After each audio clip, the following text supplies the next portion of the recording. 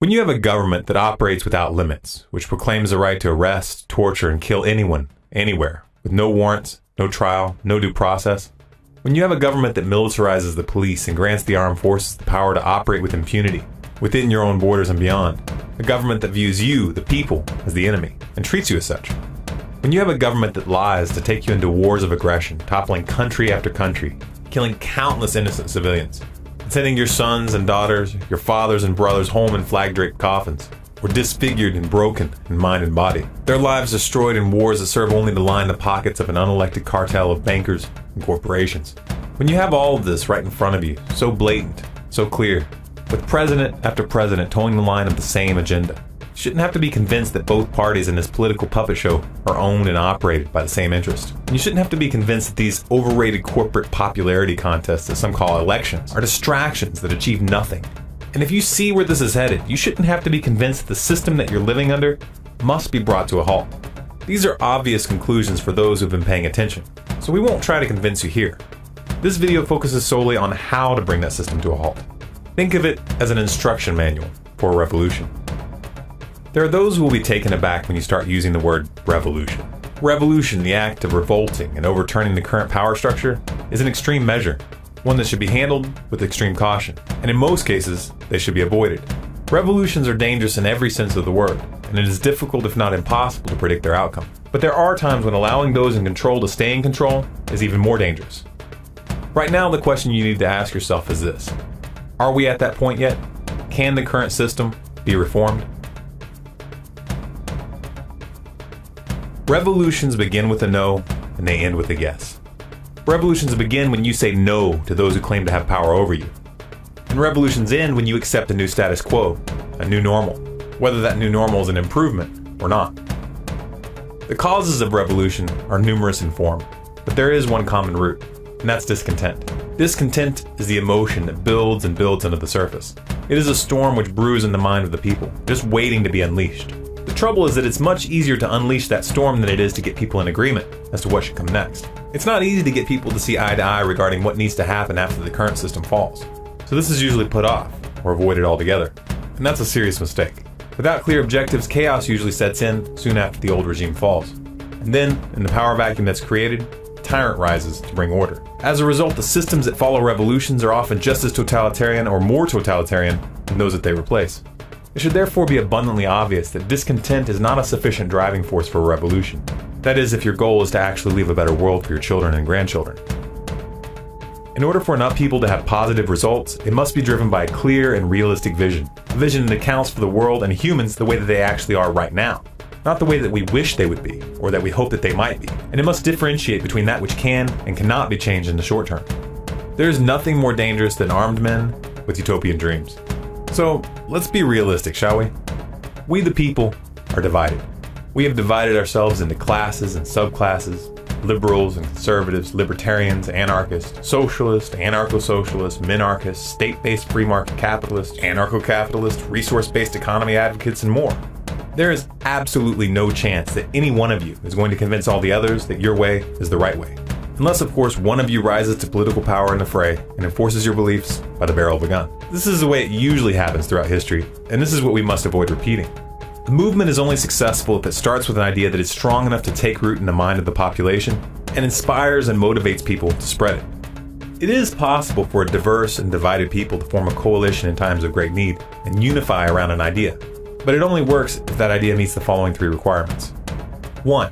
It must articulate a clear and defined common interest which allow the people to work together.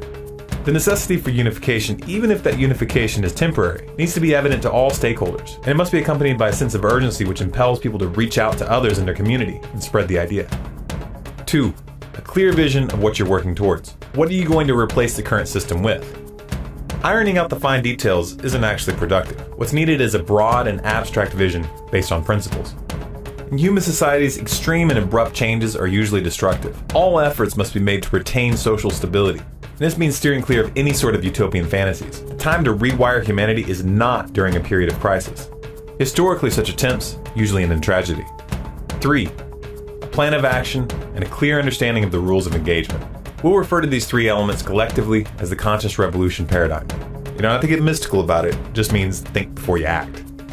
Let's start with the common interest. Establishing the common interest is easy if you're informed, and if the people around you aren't informed, then your job is clear. Inform them.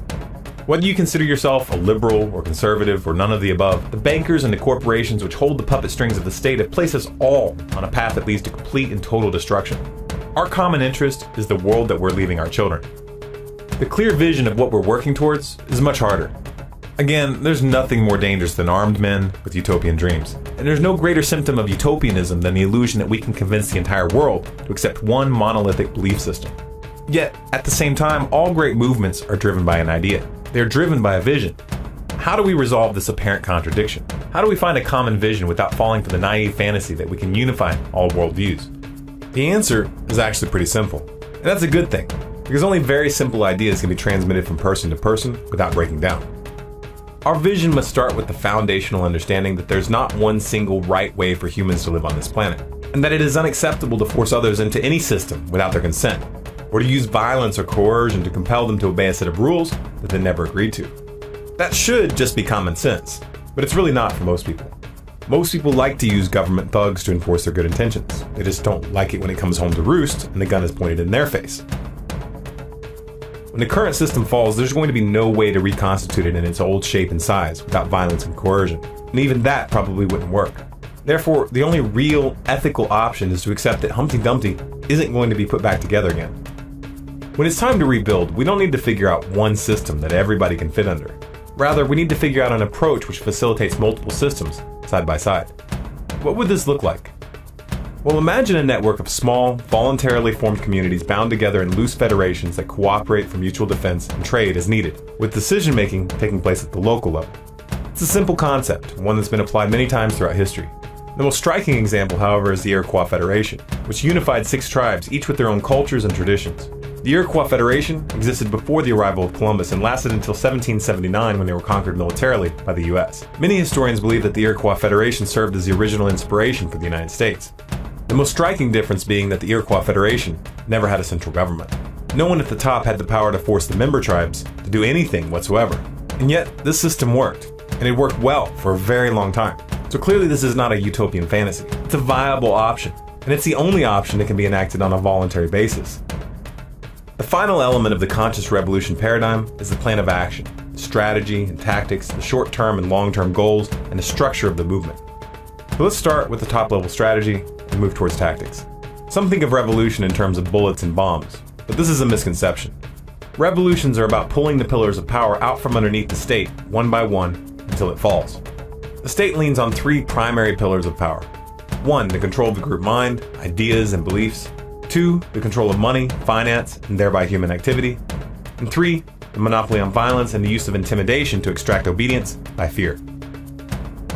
There are 3 stages of revolution, and they are sequential, and they correlate directly with the 3 pillars of power. The first is the ideological revolution. This is where we undermine the belief systems which support their control. This is where we systematically erode their illusion of legitimacy, their aura of power. We expose these criminals for the scoundrels that they are, and we inspire discontent among those who the state depends on for its functioning. If you're new to this, welcome to the party. It's already in full swing, and guess what? We're winning. The powers that be have lost control of the dialogue, and they know it.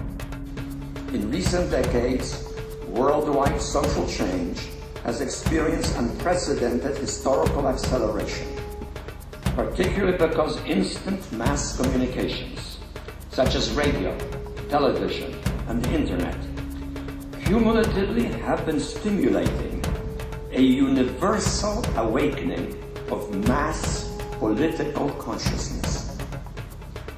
The resulting widespread rise in worldwide populist activism is proving inimical to external domination of the kind that prevailed in the age of colonialism and imperialism. Persistent and highly motivated populist resistance of politically awakened and historically resentful peoples to external control has proven to be increasingly difficult to suppress. The second phase of the revolution is strategic noncompliance, or more accurately, defiance. This can take many forms and multiple approaches can be used at the same time. The goal of strategic noncompliance is to interrupt the chain of obedience for as long as possible, as many times as possible, to publicize that interruption on as large of a scale as possible, to document the police and/or military brutality that follows, and to distribute that footage far and wide. The purpose of this is to damage the ruling party's image, because power is all about image. It's all smoke and mirrors. Once that image starts to break down, this inspires others to disobey. Monkey see, monkey do. And when this catches on and contagion sets in, it becomes a force of nature, like a tidal wave. It's all about reaching critical mass. What's crucial to understand here is that revolutions are almost entirely psychological in nature. In this context, building confidence is the most important element. Therefore, it's better to do small, successful operations and build up from there than it is to start with large, high-stakes events. The third stage of the revolution comes when the people have built up the necessary momentum to take the monopoly on violence out of the hands of the current regime. In the best of circumstances, such a transition can be relatively peaceful. But this is only possible when a significant portion of the police and the military have taken the side of the people. The police and military are the enforcement arm of the state, and without them, the powers that be have no power at all. Faltering governments almost always resort to brutal repression to attempt to stay in power. But this is often a fatal error. Even one refusal to follow an immoral order can set off a chain reaction that destroys the illusion of authority that they so carefully cultivate. Once that happens, it's game over. In East Germany on November 7, 1989, the Communist Party ordered the military to put a stop to mass protests which had been growing throughout that year. The commander of the army refused, and he ordered his men to stand down. This sent a clear message that the Communist Party was no longer in control. This realization spread quickly through the population, and communism fell. Now, since this is such a crucial element in the equation, it's not something that should be left up to chance. Every effort needs to be made right now to reach out to the police and military, to help them wake up to what's going on, and to let them know that the people will support them if they break the chain of command. Now that we've outlined the big picture, let's look at two other key elements: leadership and organizational structure. Our current system relies on a hierarchical chain of command, a social pyramid which allows a small handful of individuals to control everyone else. In sociology, this is referred to as vertical collectivism. If our long-term vision is not compatible with such a structure, it would be foolish to build a resistance movement which copies it. The ends don't justify the means. The means will determine the end result. So if we want a decentralized, non-hierarchical federation of autonomous communities to replace the current system, the movement must be decentralized and non-hierarchical as well. This doesn't mean that there's no place for leadership. To the contrary, leadership is essential. The distinction needs to be made between leaders and rulers. Leaders walk ahead of the crowd. Rulers place themselves above the crowd. What's needed is a vast network of leaders, independently motivated and capable of thinking for themselves, working to organize groups both locally in the real world and online, unified not by obedience to a single leader, but unified by an idea. Now, while this approach does present some challenges logistically, it has the advantage of making it virtually impossible to destroy the organization merely by getting rid of one or two leaders. A distributed organizational structure is much more resilient. So, where are these leaders? Well, don't wait for them to appear. We need you to be one of those leaders. If you don't know how to be a leader, learn. Dealing with crowds is a skill, one that you can refine through practice and study. Anyone who wants to learn the basic psychology of uprisings and how to work with the public should study the following books intensely, reading them several times, taking notes and reflecting on what they say. 3 books: The Crowd and the Psychology of Revolution by Gustave Le Bon, and From Dictatorship to Democracy by Gene Sharp. These books are all available online to read and download for free. You'll find links to these books in the description of this video. Now, a word of warning, these books contain politics, opinions, and prejudices that I did not endorse. Like all books, they should be read with a critical mind, questioning everything that's said. However, they do offer a great deal of insight as to how to take power out of the hands of a tyrant. Leadership takes many forms and can mean many things depending on the situation.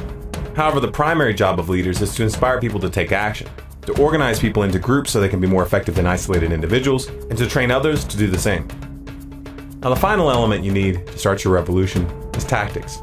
In the realm of violence, the state has a definitive advantage, and it would be foolish to engage them where they are strongest. Instead, we should use tactics that engage them where they are weakest. Fortunately, there's no shortage of nonviolent tactics which have been proven effective in toppling dictatorships. Gene Sharp's book From Dictatorship to Democracy lists 198, but those are by no means the only ones that can be used.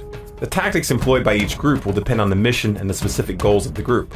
The military divides itself into Army, Air Force, Navy, and Marine so that each can be specialized in the tactics of the terrain where they fight. Likewise, a nonviolent movement should have specialized groups for specific issues. This is already developing. We have PANDA, People Against the NDAA. PANDA is a national organization which has been working to fight the NDAA on the state and local level. And they've been having successes. What's most impressive is that the founder, Daniel Johnson, started this organization when he was 17. Others are organizing social media teams to collect and spread information. Others organize street activism, such as writing messages in chalk on sidewalks, or hanging up posters, or inserting small leaflets into books and magazines in the store. The possibilities are endless. Whether you start your own group, join an existing group, or act as an individual will depend on your disposition. No one can decide that for you. The most important thing is to take the first step. Start doing something, anything. Take action and break the inertia of passivity. This is how you take back your power, 1 millimeter at a time. Now, right here in this 15 minutes, you've been given enough information to start a revolution. You might need to watch this video more than once, and you will need to read those books.